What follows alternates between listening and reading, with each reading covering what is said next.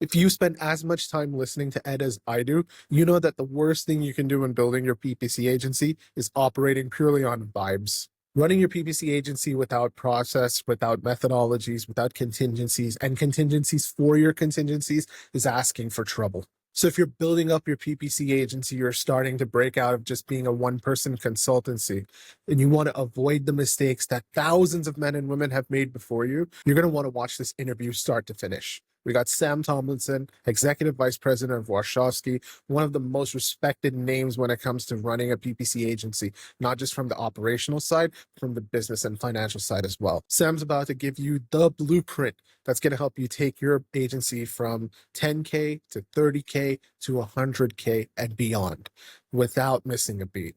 So strap in. I pulled up a couple of your tweets, Sam. So Oh, the one boy. where you talked about goody. passing the buck. Oh yeah, that one pisses me off. Yeah, and the one that I really liked is like when you talked about hiring and I tweeted and asked you a couple of Oh, yeah. questions.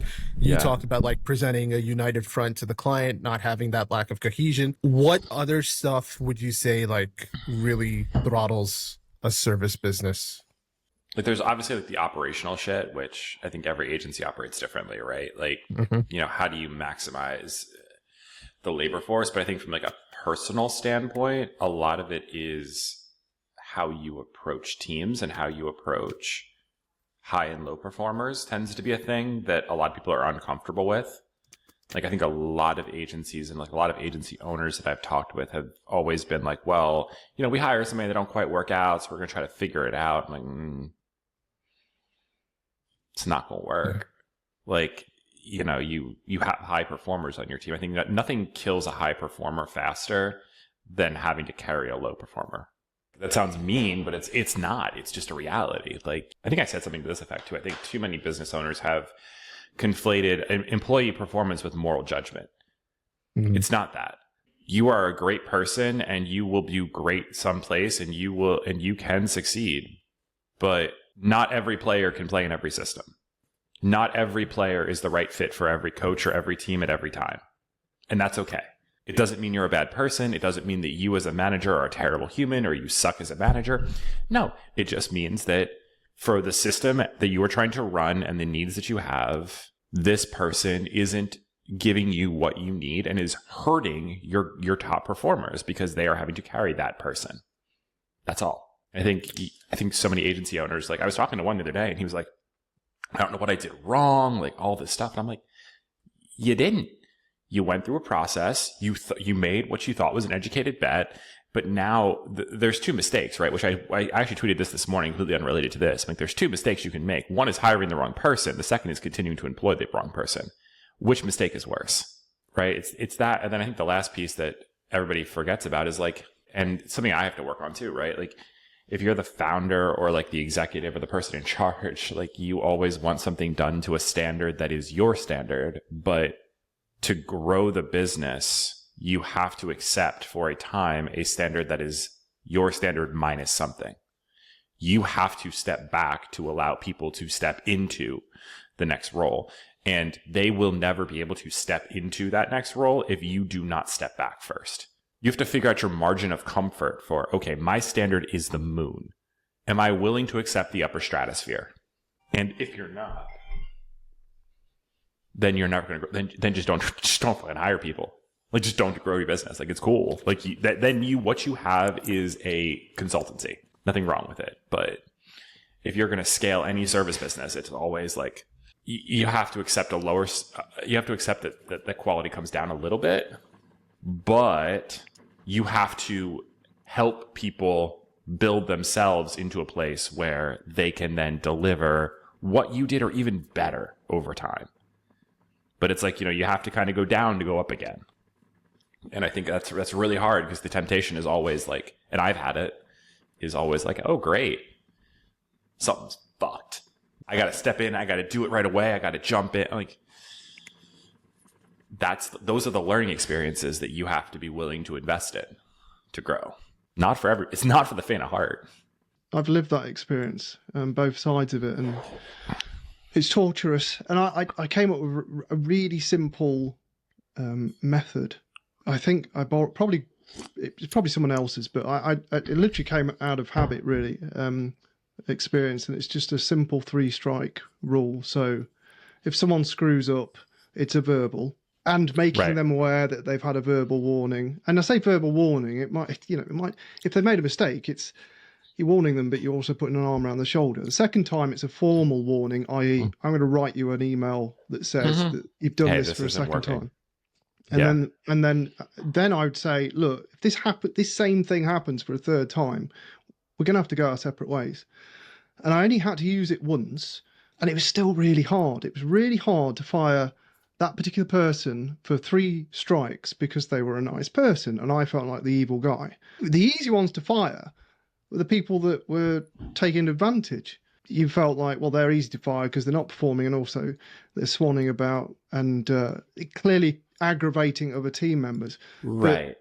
But you raised that point, and that is so critical.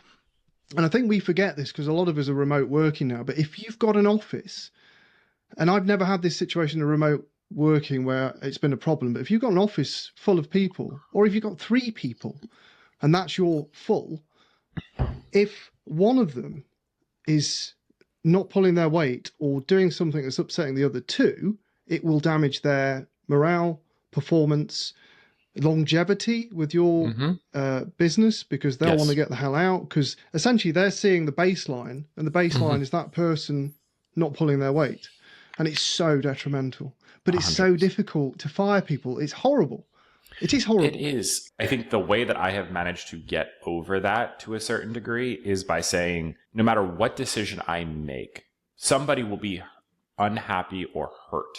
There's 2 kinds of hurt, right? There's disappointment, and there's like regret, and then there's something that's like more malicious. You never want the second, right? No matter what you do, no matter how you do it, take that off the table, right? But okay, no matter what I do, somebody is going to be hurt. Okay, then my next question is, who should that be? That sounds like a horrible question to ask, but the thing is, if I leave the person in the role, if I do the easy thing, the people who get hurt are my top performers, the people who are doing the good work, because they are now being asked to carry somebody else. They're being asked to take on more. They're being forced to deal with somebody, like you said, Ed, who is unpleasant to deal with, or doesn't work with them, or gives them stress or anxiety. They will be hurt by me not doing the right thing for the business. So by choosing to take the easy way out on the employee, I'm choosing to make my employees do the hard thing, and that's not right. And in that scenario, you're also asking multiple people to be affected rather than one person. Yes, and I think that's the mental shift that you have to make. Is like, there's 2 sides to every coin, right? There's 2 ways you can look at everything. You can look at it like, I'm firing this person, I'm getting rid of this person, and that's terrible, or I am doing right by the people who have consistently done right by me, aka my other employees, my other team, my clients. And I think when you flip that mentality and you're like, you know what, I'm going to make the hard choice now. I always come back to this quote. I don't even know who said it, but it's like seared in my brain for decades. Hard choices, easy life. Easy choices, hard life. Yeah, that is very true. Right? Like, this is just one of those things. This is one of those moments where you can make the easy choice, which is let it slide. Don't worry about it. Don't rock the boat. And you're going to have a hard life because your team members are going to be upset. You're going to have to deal with, Ed, you mentioned churn. You mentioned lower dissatisfaction, potentially inferior client work, potentially more headaches, potentially more of these conversations, potentially more sleepless nights while you're worrying like, oh my God, is so-and-so going to actually do the thing? That's a hard life. Or you can make the hard choice, which is, hey, this person just isn't a fit for me right now. And you'll have a much easier life because it's like, okay, great. All of my top people are happy now. They're not stressed out because so-and-so is dropping the ball or not communicating with the client or not telling me what to do or not checking his or her ad accounts or dropping the ball all around the Facebook ad account or whatever, right? Like, you just pick your hard. For me, the issue was always if you make the same mistake over and over, even if you try and teach someone or massage it out of them. Thank God I didn't have a HR department. Yeah, we have one of those now. That's a whole thing. No massaging, or slapping. Nope. But even if you try that and it doesn't fix it, and then it's a recurrent thing, then that's where you've got to be quick with it, because I've had it with budget overspends. A particular employee many years ago did it multiple times to multiple clients, and it's just, I should have been quicker. I mean, to be honest with you, unless there's a really good excuse for a PPC agency, it should probably be a single strike. It's like, if you overspend a client's budget, you're out the door, because I'm going to have to refund it. I actually have refunded a client for overspend before, and it was nearly 10 grand. And I was a small agency. I've always been a small agency, and at the time, 10 grand is not something that I want to be refunding them. And they dragged me to their office over the coals to give me what for. So hard life. Yeah. I gave myself the hard life by not getting rid of that person sooner. It's always a question, right? Like, I think it's always especially with like ad overspends, right? We've had those. They do happen, unfortunately. I've refunded people. It sucks. You get over it. If what you said is like it's multiple times, then that's a big problem. Especially, and it's also knowing the client, right? Like, I've also had, like, for instance, we have one client where we have actually overspent, but the client's like, we have this budget, but we also have other money like over here in this little other line item. So if you can spend more, just do it up to this amount and call us. So like, yeah, they were like, oh, hey, I exceeded the budget. I'm like, okay, but did you communicate? And they were like, of course. And they didn't say stop. So we just kept going. I was like, okay. And the client was like, yeah, we're cool with that. I'm like, okay, so you proactively communicated with the client. You did the thing. And then we overspent the allocated budget, but we pulled from we'll call it like the special slush fund of marketing dollars that kind of gets sit over here for promos, specials, deals, etc. Right? They're like, yeah. I was like, okay, so this is not actually overspending. This is you being responsible and doing your job versus what I think we're talking about, which is like, hey, I was just careless and asleep at the wheel, and I let Google Ads, run up a 10K bill.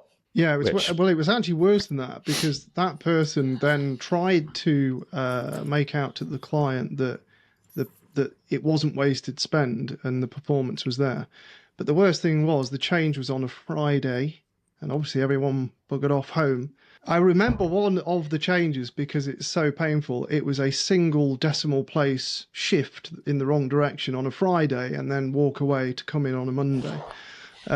So instead of a 500, I think it was £500 budget, it was a £5,000 a day budget on a campaign that would spend it. And and then to try and say to the client, well, we made you money, and it's like, we didn't know that, and it's just own it. Right, but just own the mistake. Yeah, I think that's a nice segue into the other point that we mentioned. It's like accountability, I think, is the rock of the foundation of everything that we have to do in a service business, right? At the end of the day, yes. I mean, it's one of the first questions I like to ask in interviews when I do them. I try to avoid interviews these days, but tell me about a time when you royally screwed up. You can tell a lot about a person, about how willing they are to take accountability by what kind of stories they tell you about that. Like, there are some people who do like the fake mistake.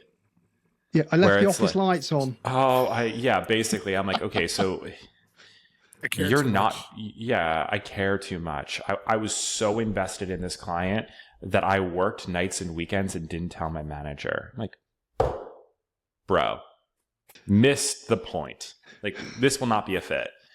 I don't really care how old you are. Every one of us, by the time we are 25 or so, 23, 25, either you have lived such a sheltered life that you have never made a high stakes mistake, in which case I don't want you working for me, or you aren't ready to admit that you had made some pretty significant mistakes because you haven't actually thought about them, in which case when you make a mistake working for me, you won't be willing to admit it either. So it's one of those questions that I think reveals a lot about a person if they're willing to sit down and be like, look, so I completely screwed this thing up, and here's what I did, and here's why it was bad.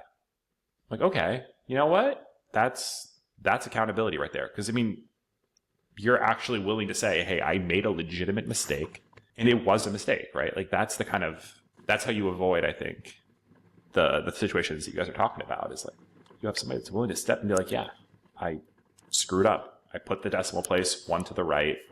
Whoops. That's a really good point, because the whole premise of this show is how do you avoid the expensive mistakes in a PPC career, but you can't avoid all of them, right? You're going to make a few every now and then. You Even want people the to make idea is that they mistakes. get less expensive with experience. Uh, So that's I feel like I, my or mistakes at have least the gotten more frequency expensive. less I feel expensive like in the sense that. like you make fewer Oh expensive yeah. mistakes as I time goes by. mean, I guess. I mean, you guys are from the other side of the pond. To pull out like a Harry Potter quote, like I always feel like that Dumbledore quote's always right, where he's like something about I've always been cleverer than most people, so my mistakes have been commensurately Far larger. greater. Yeah. I feel like that's how it kind of goes in PPC, right? Like when you're in a more junior role, I think the mistakes feel bigger because you haven't had as many of them. But once you like are like running an agency, you're like, oh man, I make a mistake and this goes bad real quick. Yeah. Because then Right? people's Like, livelihoods get affected. right. It's Yeah, not just an ad bill. 100%. Yeah, like, before it's like, okay, you're a PPC manager. Cool. You make a budget mistake. Cool. Like, what's the worst that happens? I mean, it feels horrible. Your boss pays the bill. Right. Your boss pays the bill. Right. Like, the worst situation that happens is your boss pays the bill, the client fires you, and maybe there's a bad post on LinkedIn. That is the local maxima of bad things. Okay. I mean, that's not good. Like, don't do it. But Yeah. stakes are limited, right? But then I think you go to like the agency owner side, right? Or like the agency manager side, and it's like, okay, or you take a step in the middle, right? Like a team leader, like a PPC director, etc. You make a mistake. You screw up an SOP. Well, now it's not just one client that's affected. It's potentially dozens of clients that are affected. Your mistake is commensurately larger, and the surface area of that impact is exponentially larger to the business, right? Even then, go to like the agency owner, and Taylor Holiday and Andrew Ferris did that interview, and Taylor's going on about, well, I screwed up basically how I structured this buyout of other partners, and I had banks calling me on Christmas saying that I was in breach of my debt covenants. That's another level of fuck up. So, you go from, okay, one kind of an isolated impact at a lower level to maybe a systematic impact at a higher level to an existential impact at the highest level. And obviously there's layers in between. So do I think that as you get older, your mistakes get less in frequency? I would hope. But I think they get worse in terms of potential severity the higher you climb. You sound as cynical as me, but yeah, I guess that does make sense to a certain degree. Especially if you climb to the point of being a director or business owner, because then typically all the It all rolls well, up it to certainly you. did. Well, yeah, it comes to you, doesn't it? The shit rolls up Yeah. the hill, or it should do. You can't. I mean, at the end of the day, the buck stops somewhere, and it's usually with the guy who's paying the bills or the gal who's paying the bills, because not trying to get canceled over that. Cancel me over something more interesting. Yes, I do that. While we're on the topic of passing the buck, so I know, Sam, another thing that irks you is this whole pass the buck culture where, Hate it. you said it's like the single most destructive thing that you can allow There's to build in your culture, right? So like, let's talk about that as a mistake. We talked a little bit about accountability, but what do Right. you expect of your team when they make a mistake? Obviously you want them to own up to it, but what does the resolution typically look like at your team? I mean, there's kind of two rules that I like to live by. Actually, probably three. I should probably say three, because I think three is the better answer. The first one we kind of covered, which is don't make the same mistake twice. Life is too long and too interesting to be that fucking boring. So we'll assume that's table stakes, right? The second is the only way to solve a problem is to admit there is a problem and to acknowledge how we got here. A problem clearly articulated is a problem half solved. So if you are unwilling to take accountability and say, hey, this is how we got here, and this is what the situation is, then it's going to be exponentially harder for everybody else to solve the problem, right? So you have to be willing to do that. And then the third thing is we don't deal in problems, we deal in solutions. What I don't want, like what generally speaking annoys the shit out of me, is if you're like, hey, this is a problem. Like I call it the accountant mentality, and that's probably not fair to accountants, But if you've ever had an accountant, right, they're like, hey, that's not right. I'm like, okay, cool. How do I fix it? I don't know, but that's fucking wrong. I'm like, okay, well, good are you? Like, bring me solutions. So that's what I expect of our team. I expect you to own up to the mistake. I expect you to be clear and honest and transparent in how we got here. Because again, it's never the crime that gets you. It's always the cover up. Like, have we learned nothing? Just be honest about how we got here so that we can manage the situation going forward. And then come with solutions. Like, if the answer is, hey, we overspent the budget because I was careless about a decimal point. Okay, so how are we going to fix this? Well, we can XYZ. This spend was actually more profitable. So what we can do is refund them half and then show them all the sales that they got and connect it. Or maybe, we can do something like that. Okay, that's one solution. Second solution, we can implement, checks or make sure that, whatever tech we're using is actually monitoring and sending alerts. If we essentially, $500 to $5,000 a day, basically they did the whole monthly budget in 3 days. Like, okay, that's the case. Cool. Well, we should probably have a system to make sure that when that happens, if the spend goes, we should probably be on top of that and have a system in place, right? But I think the second you tell people, like, look, you are empowered and you are expected to come with solutions, not just problems, I think it creates more ownership for them on the situation. Because, I think, Ed, you've probably been in this situation. Like, as an agency owner, Yes. Firefighters don't scale. No. Small agency owners, well, I'm assuming, because I've been one of them, and I think we're guilty of being the solution. So my problem was I'm always right. So people knocked on my door to come and get the solution. So they'd bring me a problem. So they'd literally come in with a bucket of turds and then dump it on my carpet for me to mop up. And the problem is I didn't push back, and I sort of welcomed it, because I guess when I said I'm always right, I was being flippant. Right. I can't. 100%. You have that mentality that you're the boss, you're the expert, you can fix it. You built this agency because you were the expert, and it's expanded beyond you now. But yes, bring it to my door, I'll help you guys. And that was relentless. And I think I built the wrong culture doing that. And when I reset the agency 7 years ago, I think it was, 2017. When I say reset, I mean I fired everyone. So they all hate me, apart from one. And changed the way I operated. And he essentially became the head of operations, and he was the solutions guy. So it was the perfect fit in that. And it completely changed the agency, to be honest with you.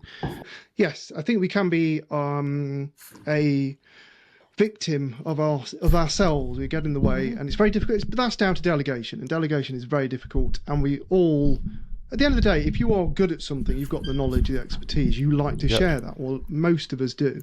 And so you just need to learn to step out of the way and shut up as well. It's like, don't give the answer. Yeah. Hey, really quick, if you're enjoying watching this interview as much as Ed and I enjoyed putting it together, just leave us a like and a subscribe. It's going to go a long way in making sure that we can keep bringing you awesome content. If there's anything you want to hear that you haven't got an answer to in this, leave us a comment and we'll see if we can get Sam in for a follow-up. Like a lot of people who are watching this, I am at that stage where it's like, okay, I'm consulting, I'm doing well, and now I can take some of my earnings and earn a lot more by paying somebody, right? So I've been working with freelancers, I've been working with white label people. Now I'm kind of thinking like, okay, I could bring somebody on full time and really ramp this up.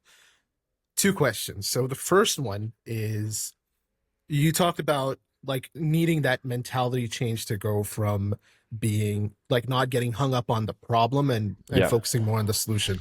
But when a business, particularly a PPC agency, is working with really fine business and like financial margins, there's often a situation where the problem is so big that you can't wrap your head around the solution, because now you have to find 5K, 10K, 20K to offset this mistake that your employee has made.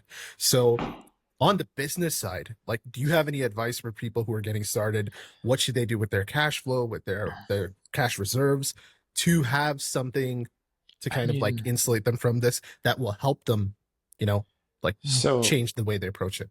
Yeah, I mean, I would say there's a few things that are really helpful, and this is not financial advice. I'm not a yada yada yada, all the bullshit disclosures that you should have to do in the U.S. because we're a litigious sociopathic culture, right? Number one is what I did. Okay, I don't want to say have to, right? Let's start with this here. What I did personally and what worked for me is, number one, I have a physical piece of paper where I have written down exactly how and exactly when I invest and how I invest and what I do with my money. And the reason I think that's so important is because for me, writing it down made it real. And it was no longer this abstract thing in my head that I could rationalize my way in and out of at my convenience. It was something like, no, I can just pull out the piece of paper and I can look at it and be like, okay, am I doing this? And if the answer was no, then like, great, I just don't fucking do it. That's easy, right? I created a system of accountability for myself, knowing myself. The place where I saw a lot of people flipping up was always like, at the beginning, they were super tight and super frugal and all this other shit. And then the cash flow starts coming, right? Because then you get to this place in the agency business where, all right, like I start to see the margins are going up and up and up because I'm doing a lot of the work, right? So that's good. And I've got a couple employees who are doing the work. And I'm like, okay, great. So now your cash flow is going like this. And you're like, okay, time to go buy that Porsche. And I'm like, no. Right? But look at agency culture online. Like that sounds like an extreme thing, but it's not. Like you have like these random dudes on LinkedIn who have like 6 clients and they've made their first 20K month and they're all going to the Porsche dealership. Like, hey, my service business is paying for my Porsche. I'm like, no, it's fucking not. You don't even have a service business. Right? But that's how you get yourself into traps. So what I did was, number one, created rules for myself. Number two, I was very clear and intentional, and I still am, about, okay, like, how do I make sure that I'm protected on the downside? So, don't get over your skis kind of a thing. Like, number one, always have like some kind of credit facility. Like you have to have something that you can lean on and trust. Like I've always used Amex, so that's what I've used because they, for many reasons, I'm very fortunate, yada, yada, yada, but I get amazing deals from Amex where they're like, hey, you want to borrow $100,000? It's $125 a month in interest. I'm like, okay, I can live with that because you run so much money through our stuff. Like, okay, like I can, or whatever, 120, I don't even know. It's so nominal that it's ridiculous, but I mean, they're also doing all of this other business with us. So it's like, okay, cool. Right? Like that was an easy one. Before that, local banks and credit unions often give really good like lines of credit for entrepreneurs. Use one of those. You don't draw on it unless you absolutely have to, but you sleep easier knowing that you can do that. And then the corollary to that for me was, I then take all of the cash flow that I'm making and I can either reinvest it into the business or reinvest it into the market, right? Like that's kind of the corollary to this, where it's like, okay, what I don't want to do or put myself in a position for is to be a forced seller for any of my investments, because forced sellers get fucked. So it's like, okay, well, have a clear plan for how you're going to invest. And for some people, they're probably not as aggressive as I am. But, they have like, hey, I want to index invest. I want to, put money into bonds. I want to save for my down payment for my house, like whatever. Have a very clear plan for what you're going to do with that cash flow. Write it down. And then on the backside, so that you don't have to deviate from that plan, have some kind of credit facility, a line of credit, a securities-backed loan, a personal line of credit, whatever, that you can draw on in the event that you have to do a refund, or in the event that a client's late with payments. Because that way you're never in a position where you're forcing yourself to compromise. And I think that compromise is where I think people wind up like, oh, it's just an extra $100. It's just an extra $1,000. I think you have to stay focused. There's a couple of things I would add to that. I'm probably a bit more risk averse than you, because I made sure, I don't even know if I planned it, but I waited till I had 6 figures in the bank before I took on an office and employees, which is probably too slow. So I was probably too risk off and therefore slowed my growth. But then I'd always operate around about 3 months at least cash flow. like a doomsday clock. Can I afford Right. to survive? If we lost all our clients tomorrow, can I afford to live to my standard, which isn't very high? I'm quite frugal myself, to be honest, but I have no debt or anything, so it's quite different to you. I'm Right. sort of a debt-free Yeah. hippie. Hey. And can I pay the salaries, and can I pay the Right. rent, and can I pay that? The other thing that crept in, and I only found this out after when my accountant did something positive, was software subscriptions soon rack up when you've got staff. Yeah, they do. And I think when I was a small agency, and I mean small, I think we're doing like 400 grand turnover, so in US dollars 600-ish, and we were up to like 4.5, 5 grand a month in software, and I was just like, no. What is this? Are we even using Ahrefs? Are we using Summary? And so on. So there's that as well. It's just looking after the pennies, and it looks after the pounds. The cents look after the dollars, and so on. 100%. That's really critical, because you can lose sight of that once you've got 3 or 4 people on your team. You've got an office, or maybe not in this day and age, but whatever, and you've got clients. The other thing, ask for money up front. Yes. Works a treat. It does. And I've had a lot of people push back and say, well, the other guy I spoke to, or the other company, they wanted and it's like, well, okay, but Then you're talking to them. me. Or pay quarterly and give them a small discount. So I remember with a couple of decent sized clients, we offered 5%, which is bugger all. But if they pay up front, and these were retainers with like 5 to 10 grand a month, so they were juicy retainers. And so to them, they're like, well, yeah, I mean, we can afford to pay you for 3 months in advance, so we might as well shave that 5% off. Yeah, right. But for a small agency, it's like, oh wow, just got that wedge up front. So there are. Ashwin's probably going to start billing me in advance 3 months now. So we'll scrap that bit out. I'm a good payer. Yes, so yeah, there are ways around it. But in hindsight, I probably could have grown the agency quicker if I had been less frugal at the start. But then I made so many mistakes that I wasted so much money anyway. So that's why I reset it. No, I think we do the same thing as you. My explanation for this to clients when we do get the pushback is we bill, all of our invoices are due right in advance of the month, right? So for the month of August, right, our invoices are due between 1 and 14 days, depending on the client and their billing cycle and all the other stuff, before the start of the month, so that we're not doing work before we've been paid, is the idea. But the reason I tell them that, I was like, okay, great. So if I go in there and, we do SEO work for you, we do PPC work for you, I go and I manage your ad account, I get you all these sales, and you don't pay me, I can't go and untake those sales.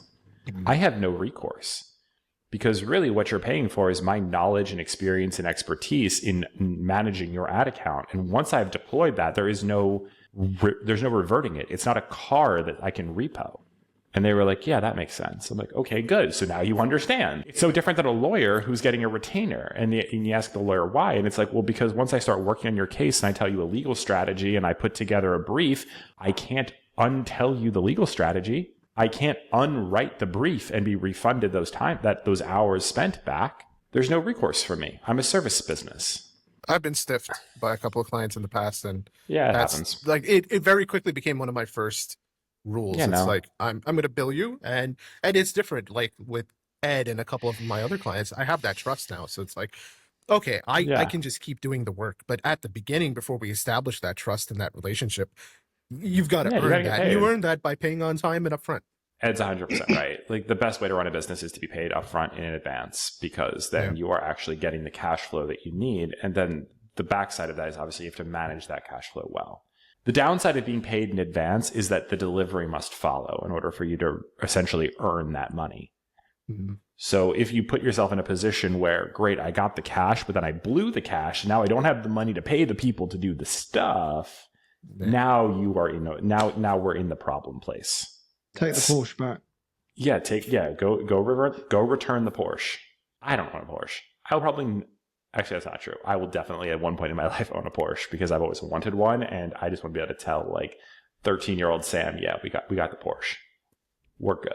But I'm never going to tell anyone what I own or what I buy because it's none of their bloody business. 100% it's not. But, 13-year-old me would be really proud of that. So I'm like, all right, sometimes I'm not going to tell you what I had on my wall because they are now eye-watering. But if I buy one, I'm not going to tell anyone either. Good. That's the other thing. Is it a classic Jaguar? It's not a Jag. It's I can't. Aston Martin. One of the No, things it's on okay. my wall was, You don't have to say. I don't. But Well, I'll tell you what the other thing on my wall was. It was David Hasselhoff and Pamela Anderson in their Baywatch outfits, and I don't really want to buy either of those now. Those have not aged like French wine. Not sure my wife would agree if they both turned up either in a crate shipped from wherever. Oh, Hopefully boy. I'm Liam still Neeson will come breathing. looking for you now. Yeah, it's true. Yeah, come for the PPC takes, stay for the human trafficking. Yes. And probably get the billing wrong because charging by the hour and stuff. That's another thing. This industry, we because there isn't a set standard for finances and billing and stuff. That's why it is all over the place, and that's why clients and prospects probably get confused because they're like, they want half what you want. You want it up front. It is. We've created a rob for our own back. And I think a lot of people are desperate for the money, so they will lower the price and slacken the terms, and it makes it bad for the rest of us. But it is what it is. the course, it seems. I mean, I feel like every 6 months this debate pops up on either LinkedIn or X about what's the right way to bill for PPC, and anything but hourly. I feel like generally speaking, that. I mean, in fairness, we bill hourly for some stuff, but we bill hourly for stuff where we can control it more, or where the hourly is actually lets me control my labor cost, which, when you have 50 people, I have to make sure that I'm actually balancing. But not a retainer. Correct. I mean, some of our retainers are based off of a total number of hours. I will say that. Some are based on, a set of deliverables. Some are based on... What I generally avoid is the percentage of ad spend. Yeah. But that has always been a pet peeve of mine that I don't like. But when you charge hourly, you don't tell the client they've paid for X hours, do you? So they come knocking for their remaining hour in the month. Oh, no, we do. I mean, whatever we agree to, and we'll fulfill whatever we agree to, right? What I've never liked about percentage of ad spend, which I think is the predominant model, is that the amount of work that I have to do does not always scale in proportion to the amount of spend. No. It very rarely does. And in general, it usually scales against the client's interest. Yes. As in, if I have a Meta account that's spending $100,000 a month and you increase it to $200,000 a month, the amount of work that I have to do has not doubled. It has increased. It probably has not doubled. It may have increased 25 or 30%, but it hasn't doubled. So my fee shouldn't double.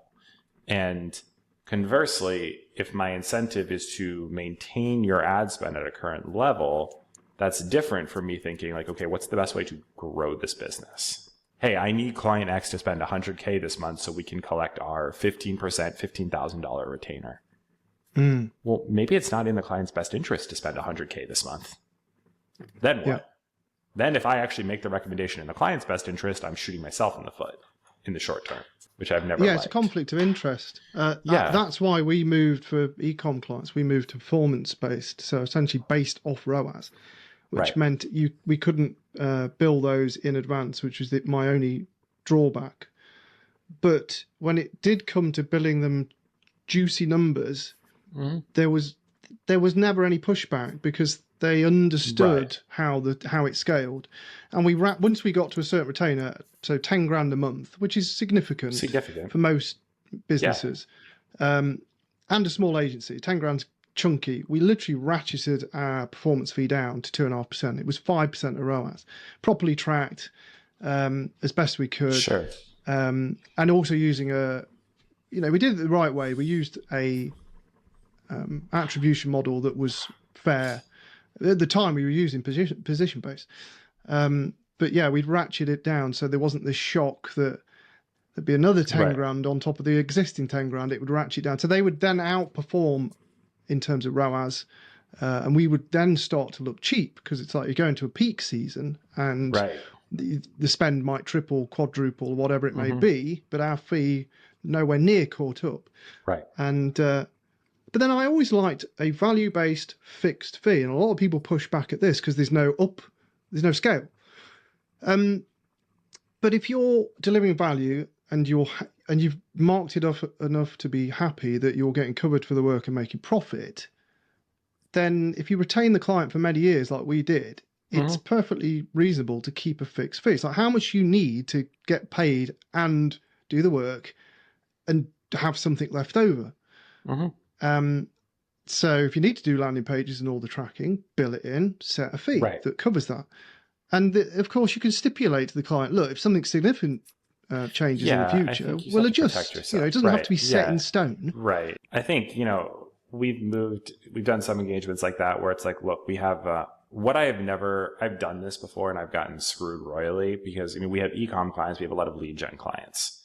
So like I've done this performance-based thing off of lead gen, and the one experience I had was a major law firm here in the United States, and it was a performance-based agreement based on the number of cases signed for a particular matter. And we went off and we generated a ton of leads for these people. Did everything they wanted, sent them the leads exactly to their intake team, yada, yada, yada. We're thinking, okay, great, this is going to be a good month because, we're looking at the leads as they're coming in. These people are qualified. They meet the criteria for the class, et cetera, et cetera, et cetera. End of the month comes, the managing partner and I are talking. He's like, we can get a damn thing from all that marketing you did. And I was like, come again? I was like, here's all the leads we sent. He's like, let me find out. Calls the intake person. She comes in. She's like, oh, I didn't think those were real, so I didn't call any of them. What? I was like, what the fuck do you mean? Like, there's literally hundreds of these leads. Oh, for God's sake. She's like, well, I didn't think they were real, so I didn't call them, so we didn't sign any of these cases, so your fee is now $0. Brilliant. And I was like, okay. A deal's a deal. I'm a man of my word. That is what we signed, and that is what happened, and that was a very expensive lesson that I learned. The real kick, though, is I obviously, we obviously had a record of all these leads come in. This was a very public matter. It was a very, very, very significant class action lawsuit here in the United States. And as the cases were filed, right, which you could see were the names of all the plaintiffs as these cases got filed. And sure enough, if you went down the list of the leads that we generated and the list of the plaintiffs that were represented by other lawyers, oh boy, was there a lot of overlap. So I was like, okay, so we generated the qualified leads because they were so qualified that other lawyers, not you, signed them, vetted them, deposed them, found their stories to be true and credible, sufficient that they were willing to sign their name under penalty of perjury that this person was a legitimate member of the class. So yeah, my experience with performance-based has been mixed. Yeah, I think in e-com it's easier, to be honest, because it's a lot easier. There are still obviously nuances like in returns and stuff. But I think it's easier because, to your point, there is pretty good tracking. You can pretty much be like, hey, this person came to Shopify. They came via this ad. They converted here. It's $100 purchase. Pretty straightforward. In lead gen, it is much more like, okay, great. So we got the right people in the door. But if your sales team drops the ball, if your ops team drops the ball, if you're working in senior living and the tour sucks, all of these, my chain of control versus the levers on the decision don't overlap to a point where I often feel comfortable. I never did it for lead gen. Yeah. Yeah. So that's where I'm like, all right, performance. Again, e-com, sure. SaaS, potentially. Yeah. Because again, like for some SaaS, it's like, great. Did they come to the website? Yes. Did they sign up? Yes. Let's go. Or do like a base fee plus a kicker if you hit performance targets. Sure. Those I can get behind. I don't know. I feel like everybody has this debate once every 6 months, and we all eventually agree that there's nothing perfect. And if there was a perfect billing model for PPC or paid search or paid social, we would have probably figured it out by now because there's enough smart people and enough money flowing through it that the incentive is there to get it right. But I do have a formula for it, but I'm not going to share it because I don't want to bore anyone. But yes, there is a formula for value-based bidding that I've used to great effect. But I will not bore you. Okay, so scenario is that I've hired a couple people, things are going well, I'm able to scale. I've followed all your advice so far, so I've got my little pocket of insurance, I've got my line of credit, I have my SOPs in place, all that stuff. Now, the next place that people fail is as they're starting to get bigger and they take on more business, biting off more than they chew. One piece of advice above all else from each of you for people to avoid that mistake. I could talk for a long time. You can talk. Go talk for a little bit because I've got a whole bloody video about it.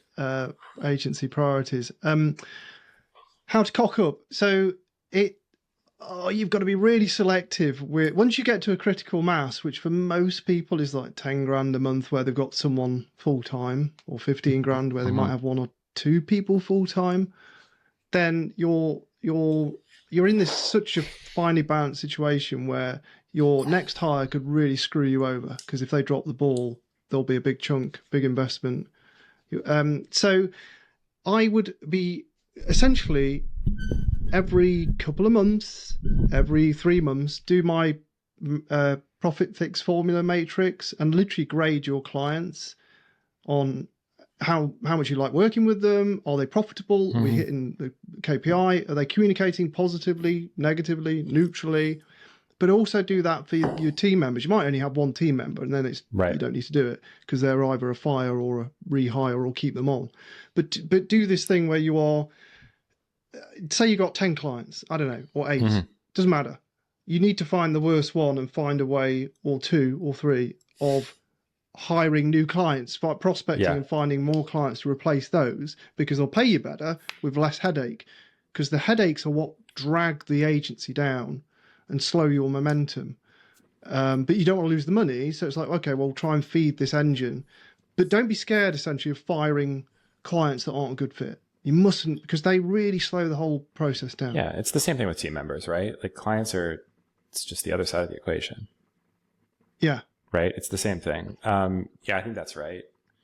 I think the other thing that a lot of people that are just getting started in that position, what they're afraid to do is once they've gotten to, Ed, your critical mass, so to speak, of, hey, I've got 8 or 10 or 7 or however many clients, right? Whatever. And they've gotten to this point where, okay, like I feel comfortable. There is a very strong tendency to be like, okay, well, I've gotten here by charging 1K, 2K, 5K retainers. That's what I'm going to keep doing. But that's not how you get to the next level. How you get to the next level is by looking, and I kind of do the same thing you do, but I do it on the inbound side. I mean, most of what I do today is honestly like, I obviously run the agency, right? But so much of my focus is on new business and it's on thought leadership and it's on conference speaking engagements and doing all this other stuff because I have a team that can actually execute and they're phenomenal at what they do. So I can just go sell and they can execute and they do a phenomenal job and I'll still get involved. But going back to my point, I have a sheet. I literally keep it and it's in HubSpot now because we're HubSpot partners for tech explosions, right? And I look at our win rate. And the second our win rate on deals gets above a threshold, I raise prices. Okay. And I've done it for years. The second we get above a certain level, up go the prices. Because that's the only way. If I'm winning too much, that means that I am underpricing the market. And if I underprice the market on the sale, I'm either going to increase my churn when I have to raise the prices to market, or I'm going to basically be subsidizing a loss, which isn't sustainable at scale. So the only option is, this is the market telling me that we are underpriced relative to the value we provide. Because as smart as I think I am some days, I recognize there are plenty of other smart and very capable and very talented agencies out there. And if I'm winning a disproportionate share, the only real reason why is because I'm underpricing the value that I'm creating. So then I have to increase my prices. Yeah, I like that. It's just a simple increment, isn't it? It's an arbitrary. 100%. That's it. You've leveled up. You get to pick a new skill, and your new skill is charging clients more money. 100%. And then you just rinse and repeat this, right? So like, you had $1,000 retainers. Amazing. Now we go up to 1,500. Great. Then you get to the point where you feel comfortable and able and you can deliver on that service promise. Amazing. Great. Now we go to 2,500. Great.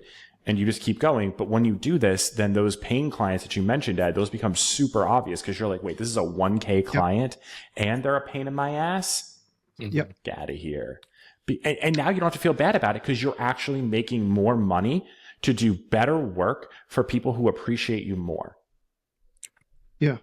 I think for a lot of agencies, this happens by osmosis because it did for me. I mean, my first retainer was £195, which was about $300 back in the day, which is ridiculous. And we ended up doing 10 figures a month, mid right, 4 figures on average. So yeah, I think maybe I just looked into it, but it does happen by osmosis. But having an actual plan and a mechanism in place makes more sense. And then when you get to like 25K a month, or 30K, I'd be trying to find your ops person, that one person that you could literally give the business and they will run it as well as you. Yeah. And better in parts because you're stripping away the lead gen and the sales, which now becomes your job. And then all of a sudden you've got the confidence that the business is sustainable because you're out there selling, they're doing the operations. They're doing the operations. Yeah. I think that's right. The other lesson that I would say, Ashwin, the thing that when I was getting started in this business, the very first conference I ever went to was HeroConf. And Dan Golden, he and I were just shooting the shit. And he was like, you're like this, I was like this bright-eyed kid, just happy to fucking be here. I'm like 25 years old. And he was like this veteran agency owner. I think he had just exited. And he and I were just like talking. And he goes, I'm going to tell you something that you're going to tell me right now that I'm full of shit.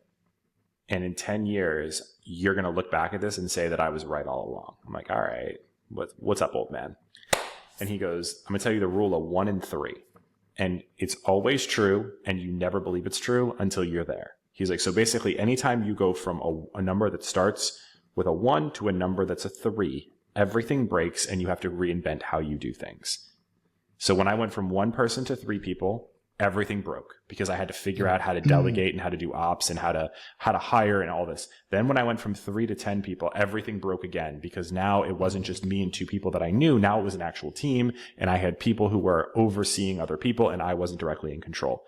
Then I went from 10 to 30 and I had to start building these big systems and taking on more clients.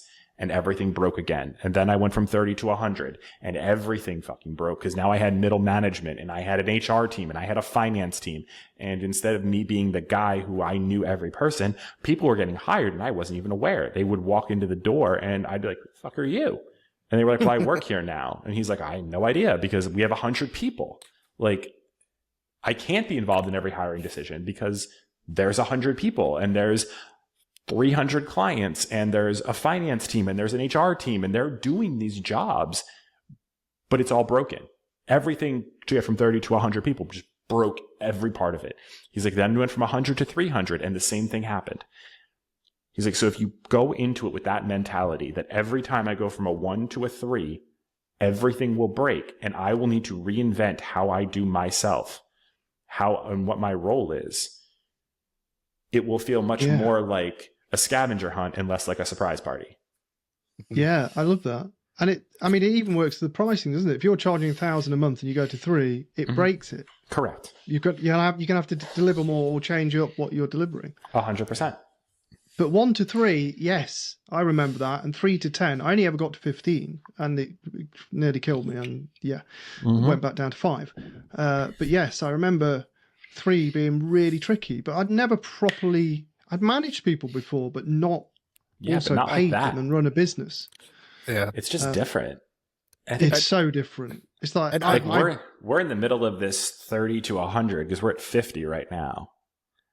And I'm starting to see it happen again. And I'm like, God damn it. Dan Golden was right again.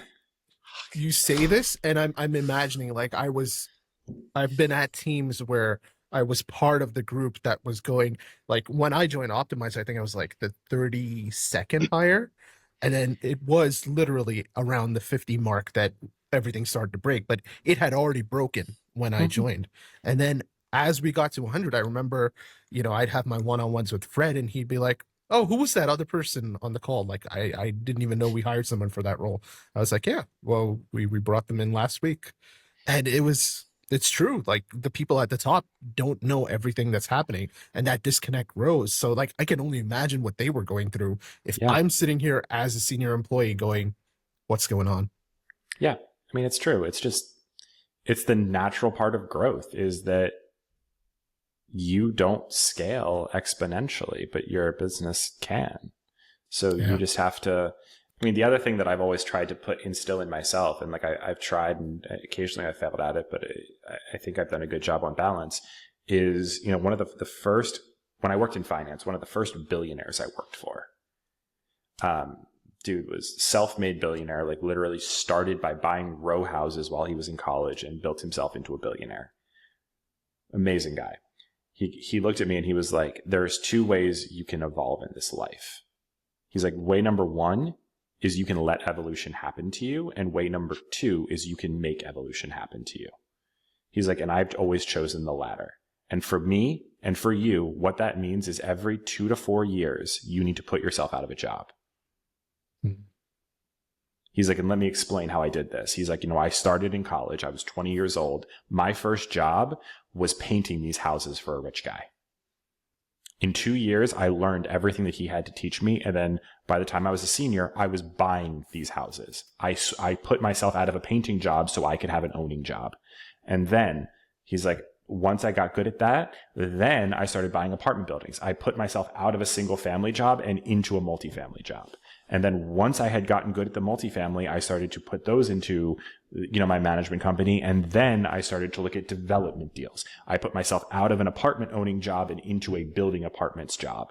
He's like, and this is what I have done every 2 to 4 years since the day I turned 20. Wow. And at each time he did that, he elevated the risk significantly. And it could all come crashing down, not to 100%. Use a metaphor of bricks. Right, it all could. But he was like, my choice was either let evolution happen or I can make evolution happen.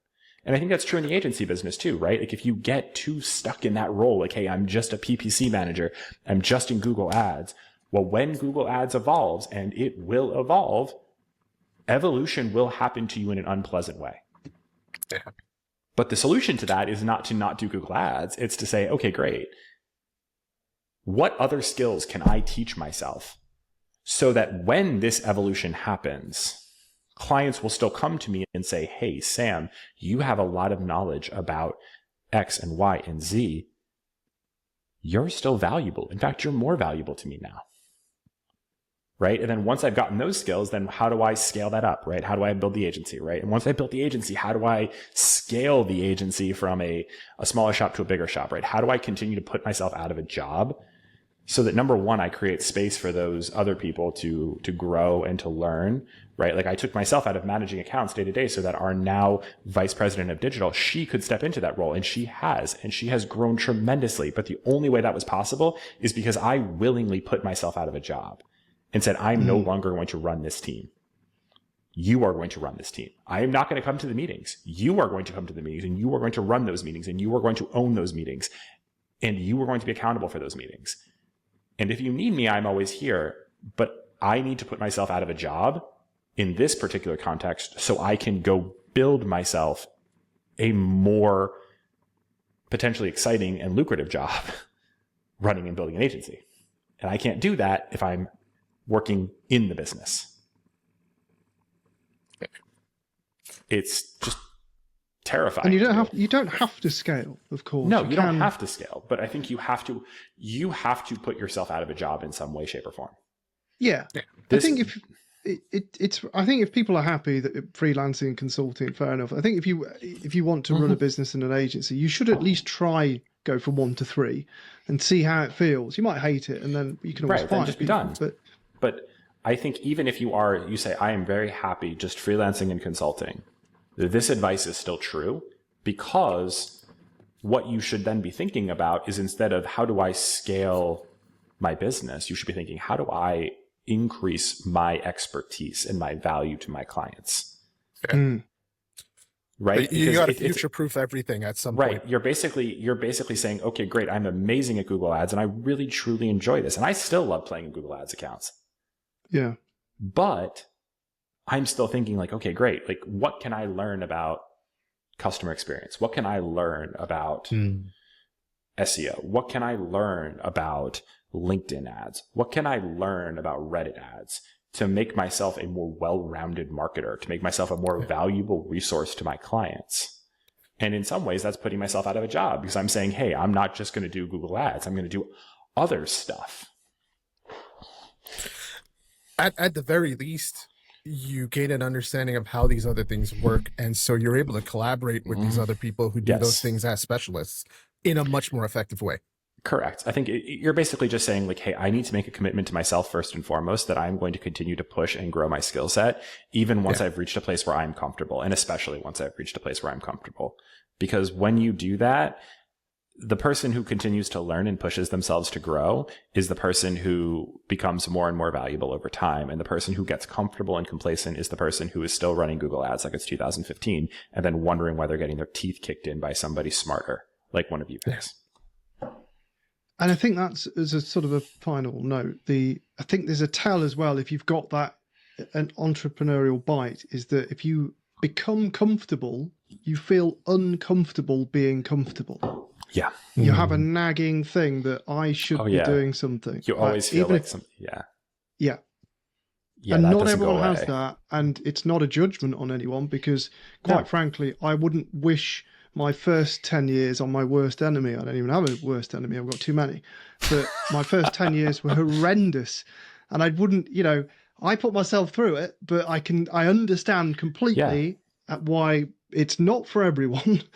And if you're doing well consulting, all power to you. You don't have to run an agency, quite frankly, or in-house if you're in-house and doing what you want to do. But do think, as Sam said, why would my boss replace me in 6 or 12 months? Why? And then, okay, how do I build an armor around that? Because if he or she wants to replace me and I get another job, they might want to replace me because of that too. So build your armor up around that. And I like the way you mentioned customer services and the more softer side. So it doesn't have to be ad platform. It can actually be understanding, outside of the ad world. Right. Very much 100%. so, which I know. I think everybody in ad, I think the more I've done marketing, the more I've realized that 80% of the success in an ad account happens outside of the ad account. Yep. So the more you can speak to that and the more you can understand the connections, the more valuable you become and the more effective you become at your primary role. So as long as you're open to being curious and learning and growing and taking accountability for the mistakes and learning from those mistakes, I think you'll be fine. How do people stay in touch with you, learn from you? I know you've got a fantastic newsletter, which I highly endorse myself. Oh, thank you. I appreciate that. I'm on Twitter far too much. So Digital Sam I am on Twitter, Digital Sam I am on LinkedIn. I won't respond to your shit on Instagram or Threads, so please don't. I can't do it. No Blue Sky? No Blue Sky. No Mastodon. None of those. Just X, LinkedIn. My website, samtomlinson.me. So if you want even more winning without having to sit through 50 hours of fluff theoretical training videos, I've got good news for you. Whilst Google is killing control, the God Tier Ads framework puts it back in your hands with step-by-step checklists, templates, and operating procedures. Head over to godtierads.com, God Tier Ads, there it is, and always a link somewhere around on the screen. If you enjoyed the video, do hit the like, subscribe, leave a comment if you've got any questions or you'd like me to split out one of these areas into its own video, because I know I've gone on a little bit, but your patience hopefully has been rewarded. Thank you for listening, thank you for tuning in, and until next time, try a bit of easy mode.